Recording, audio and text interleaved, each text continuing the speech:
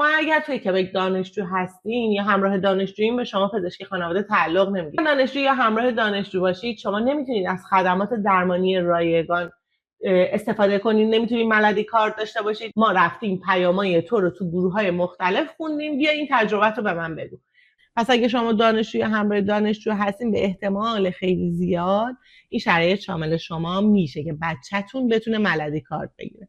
من میخوام ورک پرمیت هایی که واجد شرایط گرفتن رمکیو کارت هست رو بررسی کنم. همراه دانشجو هستین و اوپن ورک پرمیت دارید و اگر هم ورک پرمیت ایرانی ها رو گرفتی این قضیه شامل شما نمیشه، ولی بچه هاتون رو میتونید از روزی که میان بیمه کنید. سری از خدمات و مراقبت های بهداشتی توی زمان انتظار رایگان ارائه میشه. حالا اینا برای کیا ارائه میشه؟ در دوران بارداری، زایمان و سقط جنینه. شما میتونید از خدمات بیمه‌ای استان قبلی خودتون استفاده کنید و تحت پوشش قرار بگیرید تو زمان انتظاری که میاد.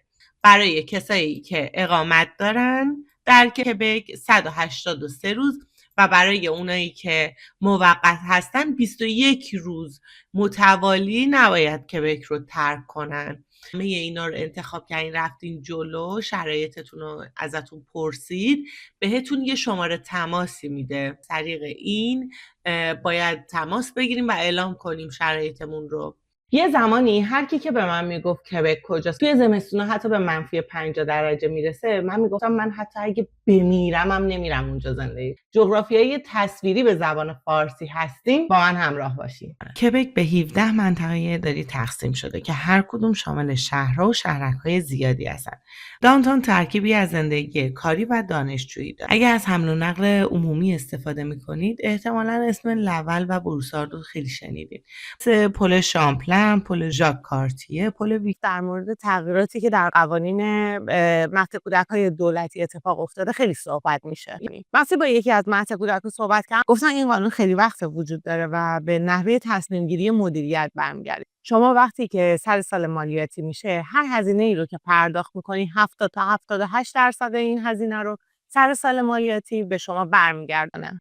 حالا این شرایط پیش اومده، شما توی ویتینگ لیست هم هستین و مهد کودک به شما یه ددلاینی داده که بچه‌تون رو جابجا کنید. حالا باید چیکار کنید؟ و دغدغه‌های مادران مهاجر رو بشنوید. یه سری پادکست داریم به اسم داستان یک مادر مهاجر.